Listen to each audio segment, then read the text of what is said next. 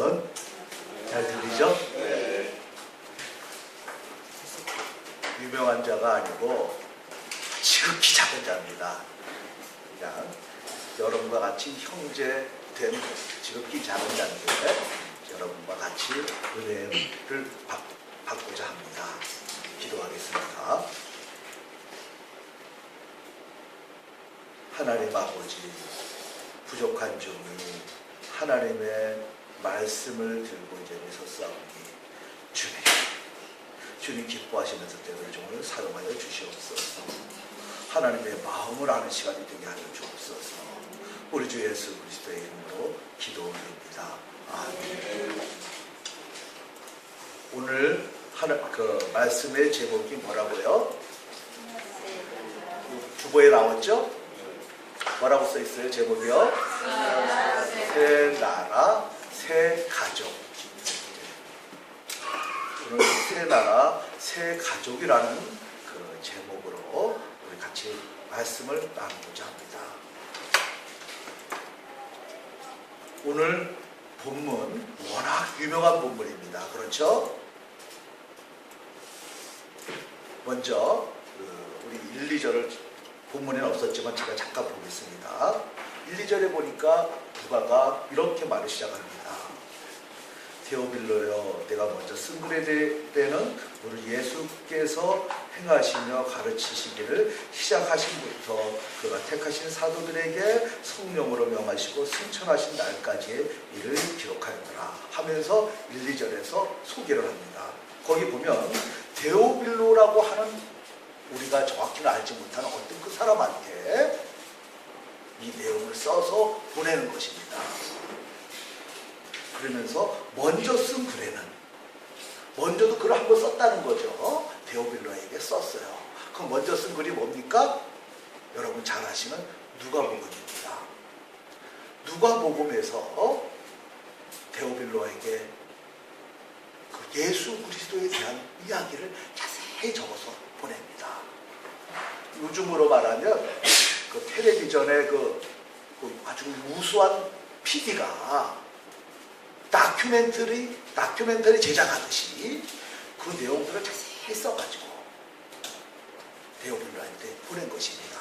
데오빌로로 하여금 그 예수님에 대한 다큐멘터리를 자세히 보고 예수님이 어떤 분이신지 알게 하기 위해서 그것이 누가복음이었습니다. 그것이 먼저 쓴 글이었습니다. 그래서 먼저 쓴 글에는 예수님이 태어나시면서부터 그의 사역을 다 하시고 그 다음에 죽으시고 승천하시기까지의 모든 일들이 아주 자세하고 참 생생하게 기록되어 있습니다. 그 이야기를 했습니다. 그리고 3절에서 오늘 본문처럼 말이 시작됩니다. 그가 고난 받으신 후에 또한 그들이 내게 많은 증거로 친히 살아계심을 나타내사 40일 동안 그들에게 보이시며 하나님 나라의 일을 말씀하시니라 하면서 이제 그 사도행전의 이야기를 시작합니다. 여기서 아주 중요한 말이 나옵니다. 예수님께서 죽으셨고 그다음에 부활하신 후에 자기가 부활하셔서 사람들에게 제자들에게 보이면서 하신 일이 뭐냐?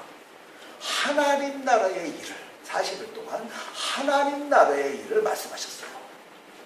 아주 중요한 말입니다. 복음서에서도 보면 예수님이 사역을 처음 시작할 때 하신 말씀이 하나님 나라였습니다. 마가복음 1장 15절에 보면 때가 찼고 하나님의 나라가 가까웠으니 회개하고 복음을 믿으라. 하나님 나라, 천마디가 하나님 나라예요. 마가복음과 누가복음에서는 계속 하나님 나라를 이야기합니다. 마태복음의 표현으로 말하면 천국이 가까웠느니라. 그죠? 같은 거예요. 예수님은 그의 사역을 시작하면서 천마디가 하나님 나라였고 또 여러 가지 비유로 하나님 나라에 대해서 가르쳐 주셨고 그리고 그가 하나님 나라의 성취를 위해서 죽으시고 부활하시고 승천하시기 전에 40일 동안 있는 그동안에도 하나님 나라의 일을 말씀하셨어요. 그러니까 예수님의 모든 사역은 하나님 나라로 시작해서 하나님 나라로 종료됩니다. 이게 복음서의 내용이에요. 그러면 사도행전은 뭐냐? 역시 그의 제자들이 하나님 나라를 접하는 내용이에요. 그래서 사도행전도 하나님 나라로 시작해서 하나님 나라로 끝납니다. 우리 1장 3절에 하나님 나라 이야기가 나오죠. 그리고 물론 중간에 많지만 맨 마지막에 가보면 사도 바울이 28장이죠. 23절에 이렇게 표현되어 있습니다. 28장 23절에 그들이 날짜를 정하고 그 유숙하는 집에 많이 오니 바울이 아침부터 저녁까지 강론하며 하나님 나라를 증언하고 모세율법과 선지자의 말을 가지고 예수에 대하여 권하더라. 23절에도 그렇고 28장 맨 마지막 절인 31절에도 하나님 나라를 전파하며 주 예수 그리스도에 관한 모든 것을 담대하게 거침없이 가르치더라. 그러니까 사도행전도 전체가 하나님 나라에 대한 거예요. 하나님 나라로 시작해서 하나님 나라로 끝나요. 여러분, 그렇다면 예수님도 하나님 나라로 시작해서 하나님 나라로 끝나고 제자들도 하나님 나라로 시작해서 하나님 나라로 끝나고 그런 내용이 하나님 나라가 이게 굉장히 중요한 모양인데 그럼 하나님 나라는 도대체 무엇일까? 아까도 잠깐 이야기했지만 예수님의 첫말이 때가 찼고 하나님 나라가 가까웠으니 회개하고 복음이더라. 나라라는 것이 우리는 한국, 미국, 중국, 국자, 나라죠. 나라는 한 지역에 있어요. 목사님이 지난주에 중국 갔다 오셨는데 비행기를 타고 중국에 가야 돼요. 내가 가만히 있는데 중국에 온 게 아니라 내가 중국에 갔어요. 가서 일을 다 마시고 중국을 떠났어요. 세상에서의 나라는 어떤 지역입니다. 그죠? 그 지역을 들어가기도 하고 나가기도 해요. 근데 하나님의 나라는 내가 가고 오는 것이 아니라 나는 가만히 있어도 하나님의 나라가 옵니다. 어떤 지역의 개념이 아니죠? 하나님의 나라는 무엇일까? 물론 이제 신학자들은 여러 가지로 자세하게 설명을 하지만 쉽게 말하면 이렇습니다. 하나님이 왕이시고 왕으로서 직접 총통치하시고 우리가 백성으로 있는 그 모임, 그게 하나님의 나라입니다. 그러니까 내가 어느 지역에 가서 문제가 아니라 내가 진짜 회개하고 하나님 예수님을 믿으면 그때 하나님의 통치가 임하고 하나님의 백성이 되는 거예요. 장소와 상관이 없습니다. 이게 하나님의 나라입니다. 또 새로운 방법으로 좀 새롭게 한번 표현한다면 이것도 가능해요. 하나님이 아버지 되시고 우리가 그 가정의 형제 자녀된 그 커다란 대가족, 그 가족, 이것이 하나님 나라입니다. 이것이 하나님 나라예요. 예수님이 이 하나님 나라를 회복하시기 위하여 오셨고 그 하나님 나라 회복과 하나님 나라 확장의 사명을 우리들에게 주시고 가셨습니다. 그리고 이 시대에 우리가 하나님 나라를 회복하고 확장해 나가는 것입니다. 그럼 이 하나님 나라는 사실은 언제 있었느냐? 창세기에 있었어요. 여러분 창세기 1장 2장을 보면 하나님께서 온 우주 만물을 창조하십니다. 창조할 때마다 보시기에 좋았더라. 보시기에 좋았더라. 하나님이 기뻐하십니다. 이쁘구나. 잘 됐구나. 내 계획대로 잘 만들어졌구나. 보시기에 좋았어요. 그리고 맨 마지막 날에 사람을 만듭니다. 사람을 만드시고 나서 또 보시기에 심히 좋았더라. 모든 게 좋아요. 근데 그 사람에게 아주 중요한 사명을 주십니다. 창세기 1장 28절입니다. 생육하고 번성하라. 땅에 충만하라.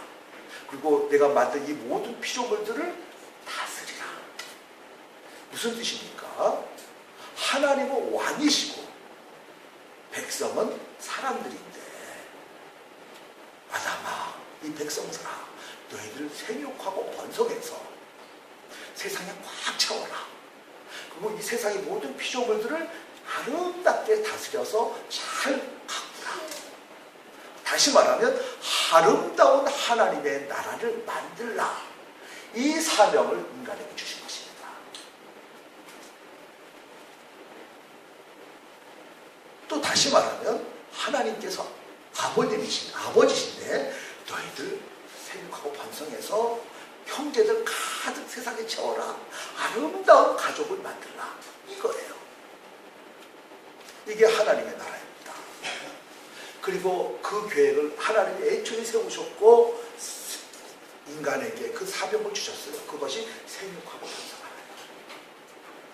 그런데 어떻게 됩니까? 아담과 하와가 이 사명을 완수하는데 실패합니다.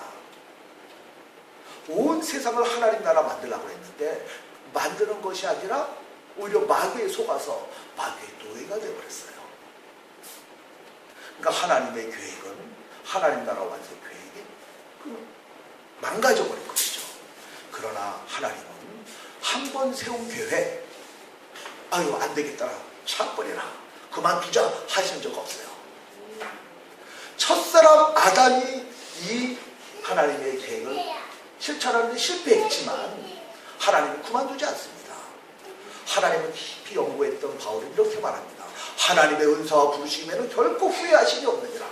하나님이 그 일을 했을 때 인간이 실패했지만 하나님은 다시금 그 일을 회복하고 완성하게 만든다. 어떤 방법으로 하나요? 첫사람 아담이 실패한 것을 마지막 사람 예수님을 통하여 완성하게 만듭니다. 그래서 예수님이 마지막 아담으로서 오신 것입니다. 그래서 그가 하시는 말씀이 뭐예요? 하나님 나라 회복이에요. 첫 마디가 그래서 때가 찼고 하나님 나라가 가까웠으니 바로 하나님 나라를 이야기합니다. 이 세상에 아름다운 하나님 나라를 만들고자 했던 그 하나님의 계획이 아담 하와의 죄악으로 인하여 실패가 됐지만 그것은 끝이 아니라 예수님을 통하여 회복시키고 하나님의 계획을 이 땅에서 완성하겠다는 것입니다. 온 우주가 아름다운 하나님의 나라로 만들고야 하겠다는 것입니다. 그 계획을 예수님이 실천해 나가시는 거죠. 그런데 그 일이 쉬운 일이 아니었어요. 거기에는 예수님의 죄값의 지불이 필요해서 예수님이 죽으시고 그 다음에 부활하시고 이를 다 이루신 후에 이제 너희들이 일을 하라 하고 우리에게 물려주시고 간 것이죠. 그 내용이 40일 동안 하나님 나라의 일에 대해서 말씀하신 거예요. 그리고 나서 4절에 보니까 예수님이 이런 말씀을 하십니다. 사도와 함께 모이사 그들에게 분부하여 이르시되 예루살렘을 떠나지 말고 내게서 들은 바 아버지께서 약속하신 것을 기다리라. 요한은 물로 세례를 베풀어서는 너희는 몇 날이 못되어 성령으로 세례를 받으라. 아버지께서 약속하신 것은 성령이에요. 내가 가면 너희들에게 모여서 성령을 보내리라 약속했거든요. 그게 기다리라는 거죠. 요한이 물로 세례를 베푼 것처럼 이제 너희들은 성령으로 세례를 받으리라. 아주 중요한 말씀입니다. 하나님 나라 완성이 회복하고 하나님 나라를 완성함에 있어서 성령이 오시는 것은, 우리가 성령으로 세례를 받는 것은 너무너무 중요해요. 왜 그럴까요? 창세기 2장에서 에덴 동산에서 아담과 하와는 하나님과 얼굴을 맞대고 볼 수 있었어요. 자녀들이 아버지 얼굴 맞대고 볼 수 있듯이 그런 관계였습니다. 전혀 문제가 없어요. 근데 3장에서 죄를 짓고 나서 저들은 불의한 자가 됐어요. 하나님은 의로우신 분인데 저들은 불의한 자가 됐어요. 하나님은 빛이신데 저들은 어둠이 되어버렸어요. 빛과 어둠이 같이 할 수 없고 의와 불의가 같이 할 수 없습니다. 그들의 관계는 깨어져 버리고 말았어요. 죄인이 하나님의 낯을 볼 수가 없어요. 숨을 수밖에 없어요. 하나님이 저들과 같이 있고 있지만 죄인들이 하나님의 얼굴을 보고 죽을 수밖에 없어요. 관계가 끊어져 버렸습니다. 이것이 영적 죽음입니다.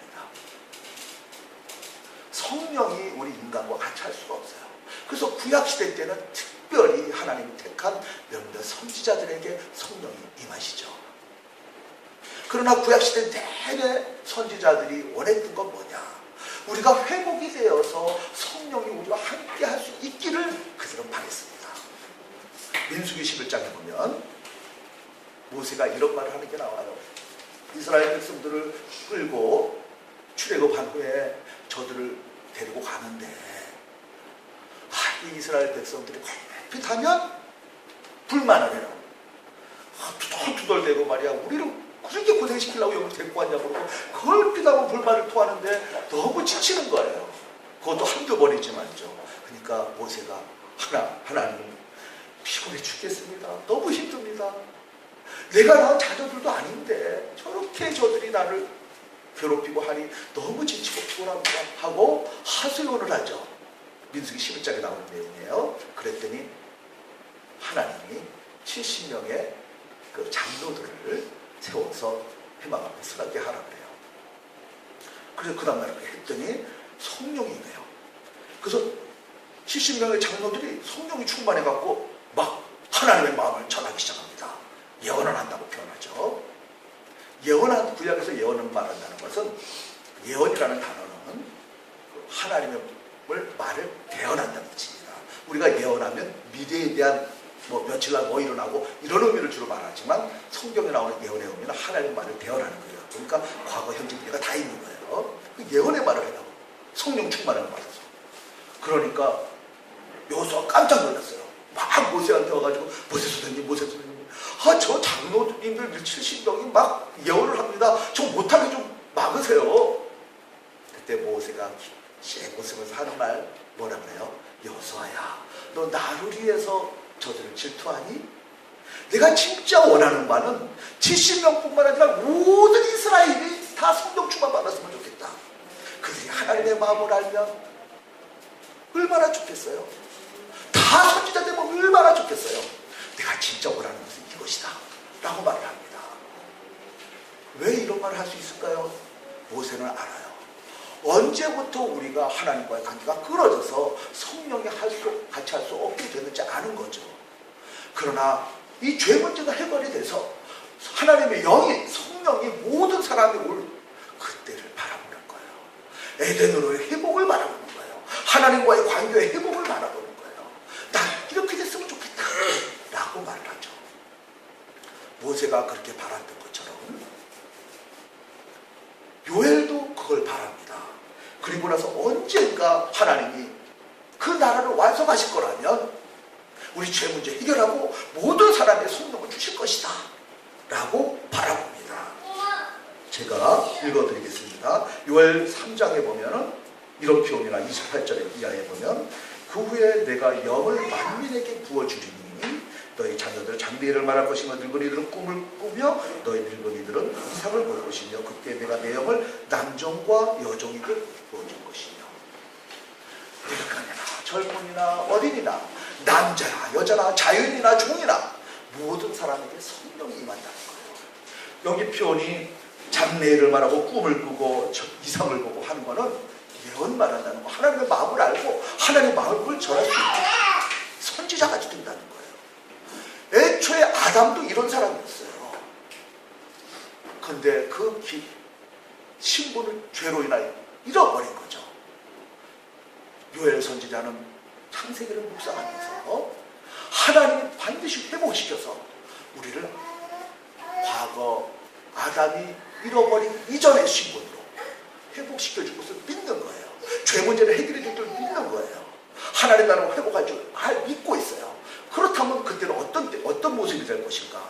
모든 남녀 종들이 성령 충만함을 받아서 하나님의 마음을 알고 그 마음을 전할 수 있는 그때가 올 거라고 봅니다. 그런 희망을 가지고 장래 반드시 이런 일이 일어날 것이다. 하나님은 포기하지 않기 때문이다. 하고 믿음의 눈을 가지고 장래를 바라보고 있어요. 이 부분에 대해서 에스겔 선지자는 이렇게 말합니다. 에스겔서 11장을 보니까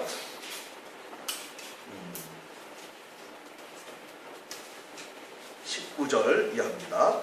내가 그들에게 한 마음을 주고 그 속에 새 영을 주며 그 몸에서 돌 같은 마음을 제거하고 살같이 부드러운 마음을 주어 내 율례를 따르면 내 규례를 지켜 행하게 하리니 그들은 내 백성이 되고 나는 그들의 하나님이 되리라. 창세기 3장에서 죄 짓기 전에 하나님이 왕이시고 백성들이 사람들이 백성이 된 아름다운 하나님 나라가 있었어요.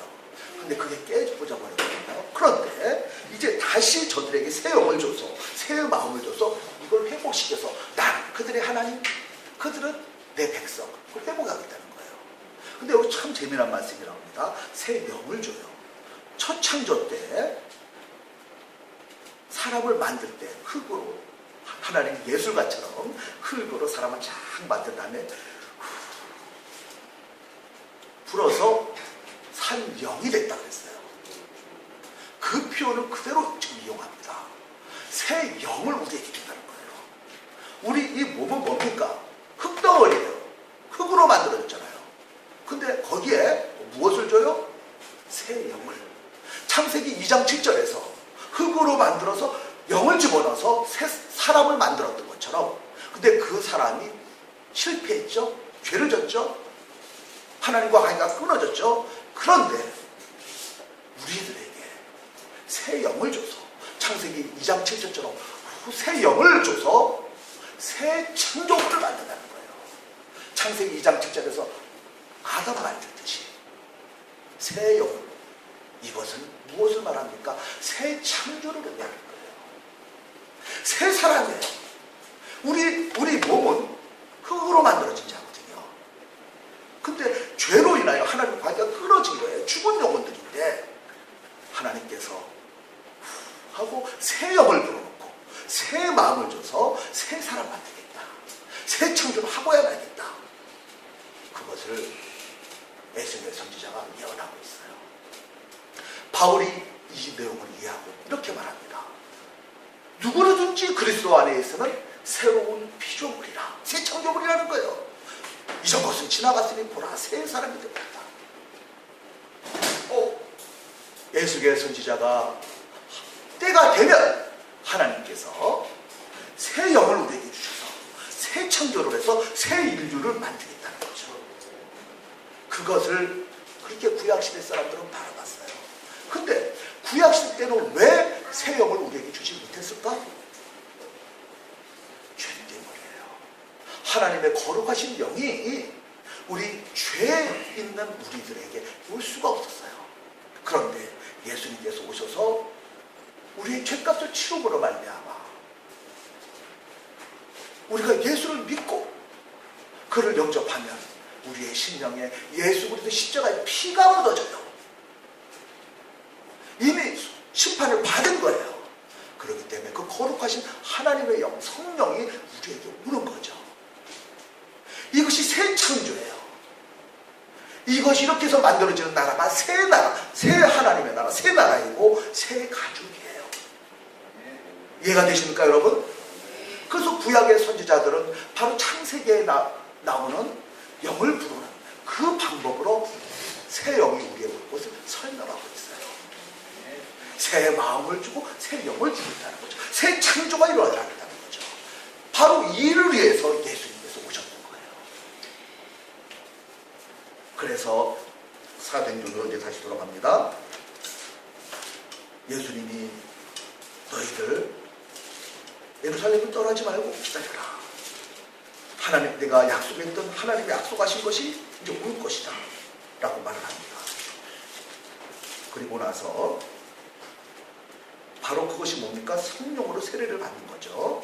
그리고 나서 너희들은 하나님의 백성으로 거듭나고 새 창조물로 거듭나는데, 그리고 나서 이런 일을 하라 라고 말합니다.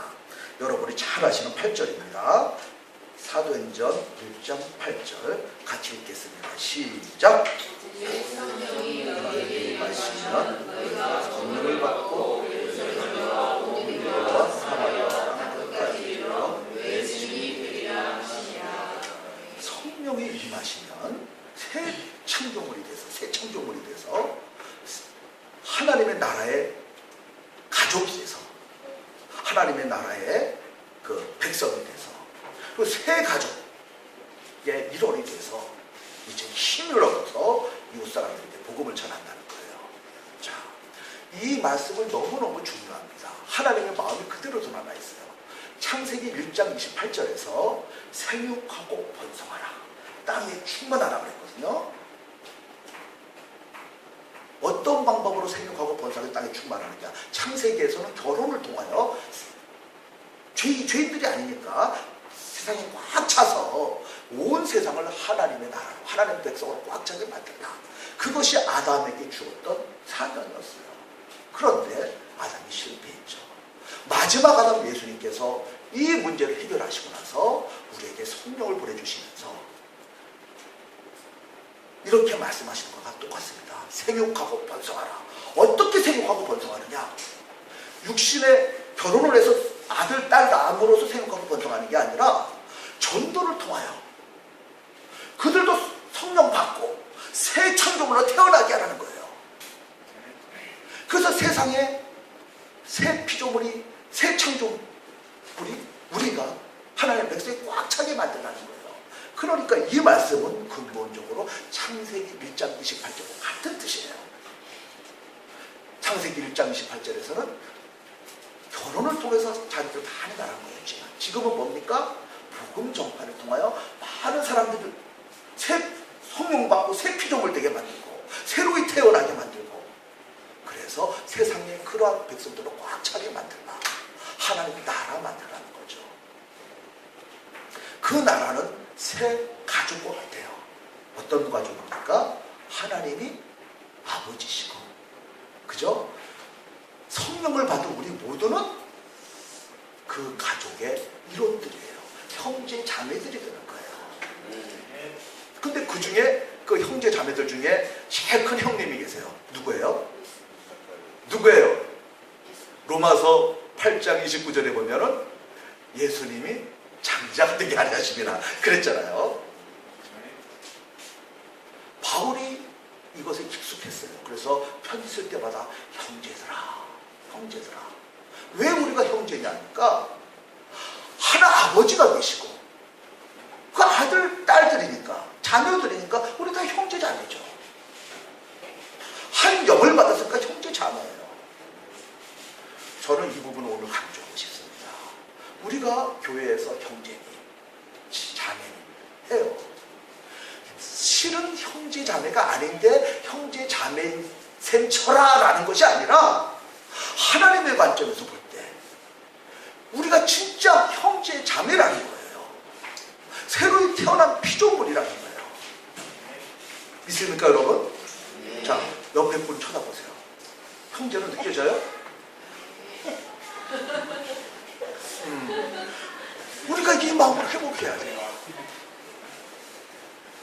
우리가 진짜 형제라면, 형제 이웃이 우리 자매라면 어떻게 돼야 할까요? 옆에 내 친형제가, 내 동생이 사업에 실패해서 굉장히 어려워요. 그러면 난 몰라 할 수 있나요? 못하죠. 어떻게 서라도 도와주고 싶죠. 내 누이 동생이 어려운 지경에 있다면 내 마음이 아프죠. 그를 위해서 기도하게 되고 어떻게 해서라도 도와주고 싶어지죠. 형제 자매 경우는 그래요. 그럼 교회 내 이웃이 내 형제, 내 자매라면 당연히 이런 마음이 와야 돼요. 이것을 성경에서 강조하고 있어요. 말로만 형제 자매, 원래 형제 자매 신분이야 알았지? 라고 끝이 아니라 진짜 형제 자매라는 거예요. 하나님 나라에서 하나님 가족이고 한 가족이라는 거예요. 우리가 한 가족이에요.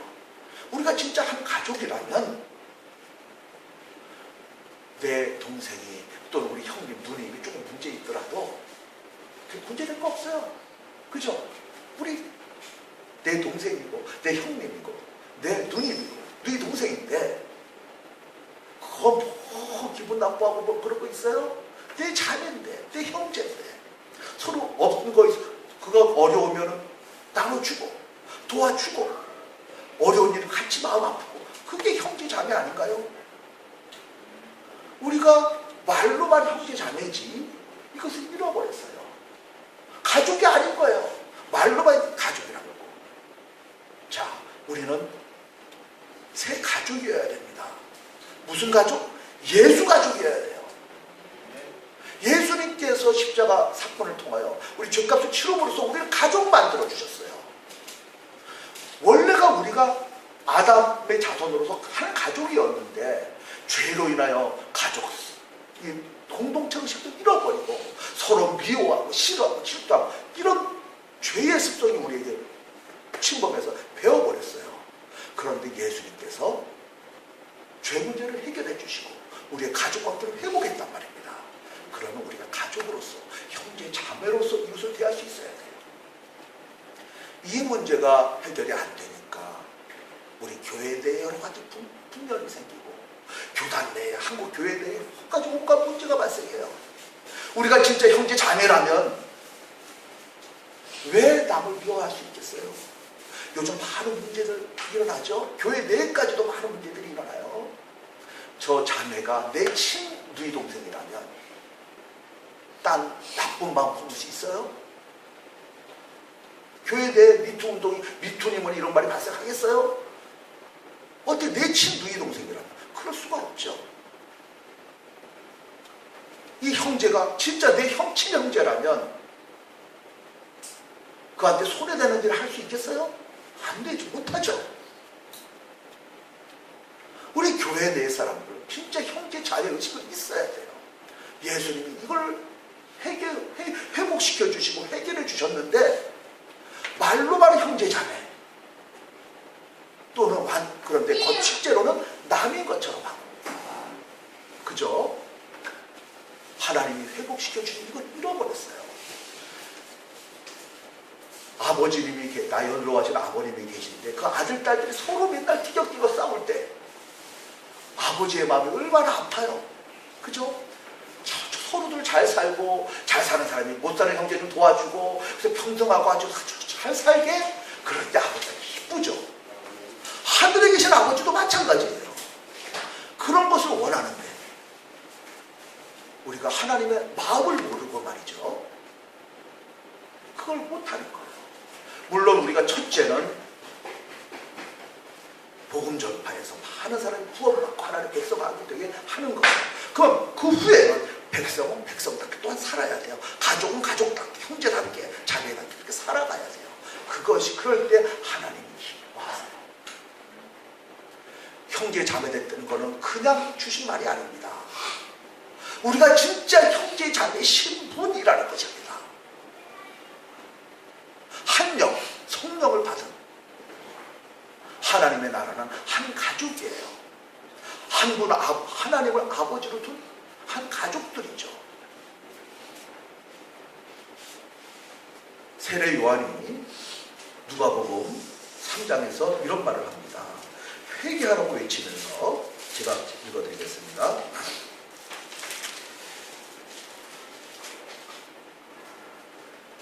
세례 요한이 세례 받으러 나온 사람들에게 이릅니다. 독사의 자식들아 누가 너희에게 일러 장차 올 진노를 피하라 하더냐. 그러므로 회개에 합당한 열매를 맺고 속으로 아브라함이 우리 조상이라 말하지 말라. 내가 너에게 노래들을 이루노니 하나님의 능력이 돌들로도 아브라함의 자손이 되게 하시리라. 이스라엘 백성 유대인들이 우리는 한 조상 아브라함의 자손들이라 하고 그러는데 너희가 아브라함의 조상으로 한 가족 같다고 말을 하면서 행하는 건 도대체 뭐냐는 거예요. 아브라함 이야기 그 말 함부로 써먹지도 말라. 그렇게 살려면 라고 막 질책을 합니다. 심판받는다는 거죠. 그러니까 사람들이 아이고 잘못했습니다. 그럼 우리가 무엇을 하리까 했더니 11절에 대답해 이르되 옷 두 벌 있는 자는 옷 없는 자에게 나눠줄 것이며 먹을 것이 없는 자는 그렇게 할지니라. 서로 토우라는 거죠. 또 세리들은 그럼 우리는 어떻게 할까요? 그랬더니 부가된 고대에게는 거두지 말고 구리들은 뭐 어떻게 할까요? 남의 거 강탈하지 말고 한마디로 권력 있는 자 사욕대로 쓰지 말고 진짜 자기 형제 자매들에게 하듯이 하라는 거예요.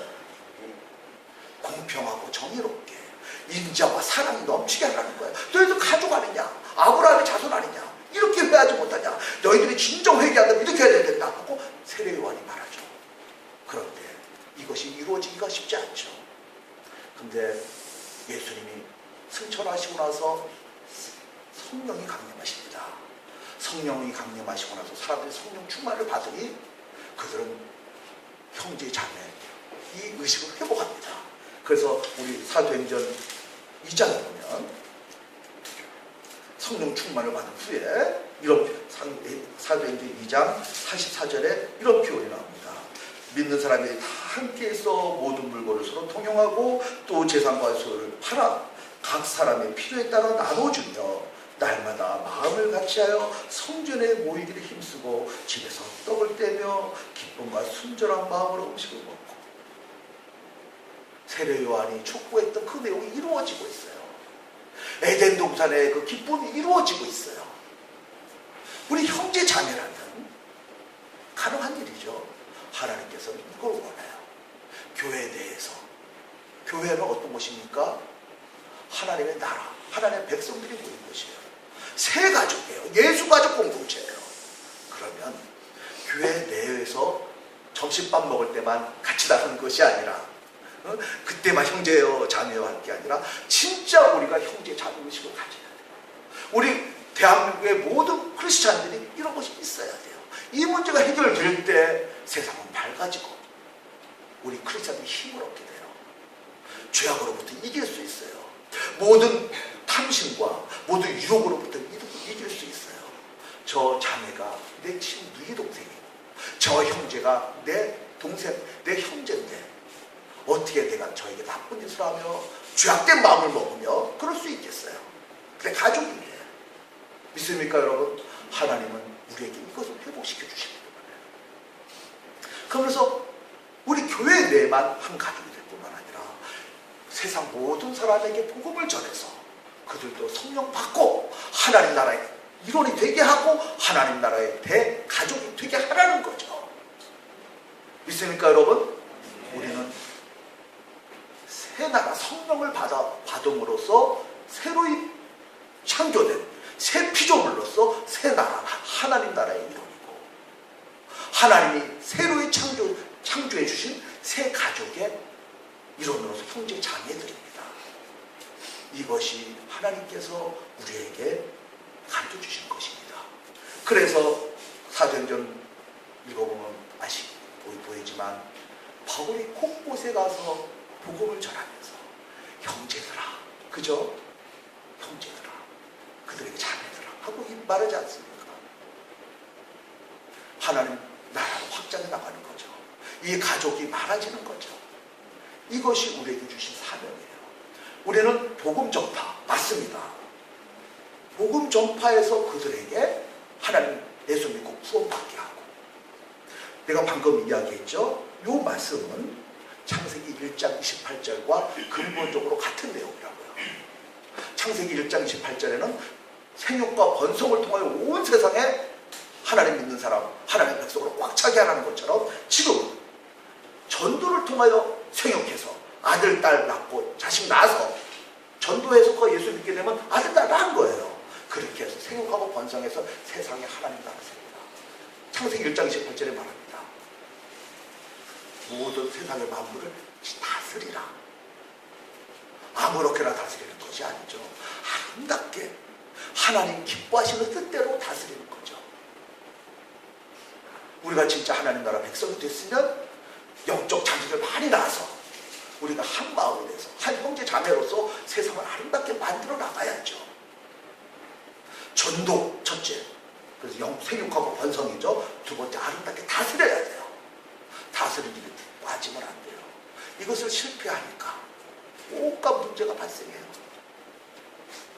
믿습니까? 그럼 이 일을 어떻게 하냐? 개인에서부터 시작됩니다. 왜 우리 교회는, 우리나라의 교회는 이 부분이 약한가? 하고 마음에 안타까움이 있다면 내 스스로가 변해야 돼요. 교회에 있는 우리 자매를, 형제를 내가 형제 자매하고 진짜 마음을 가지고 그런 마음으로 대하고 그렇게 돕고 하는 그 운동이 내 스스로부터 시작해야 돼요. 우리 한 명 한 명이 그것을 할 때 변해요. 일반 캠페인으로 되는 것이 아닙니다. 주장만 가지고 되는 것이 아니에요. 내가 변해야 돼요. 내가 진짜 예수님의 십자가 구속으로 인하여 새로이 태어난 새 피조물이라면, 그런 은혜를 받은 자라면, 그러한 은혜를 받은 빚진 자라면 나도 내 형제들에게 어떻게 할 것인가? 내가 스스로 변해야 됩니다. 그럴 때 우리 교회는 아름다운 예수 가족이 되고, 그죠? 아름다운 하나님의 나라, 아름다운 에덴 동산. 에덴의 이름이 뜻이 뭡니까? 기쁨이죠. 기쁨의 동산이 되는 것입니다. 저는 우리 푸른 초장 분들과 바로 이런 에덴이 되기를 축원합니다. 서로가 가족으로 여기고 형제 자매로 여기는 그런 아름다운 교회, 이것이 우리나라에 퍼져나가서 진짜 하나님 나라가 이 땅에 오는 그 일에 우리가 전사가 되는 그러한 축복을 우리 교회가 누리기를 바랍니다. 있습니까 여러분? 아멘. 기도하겠습니다.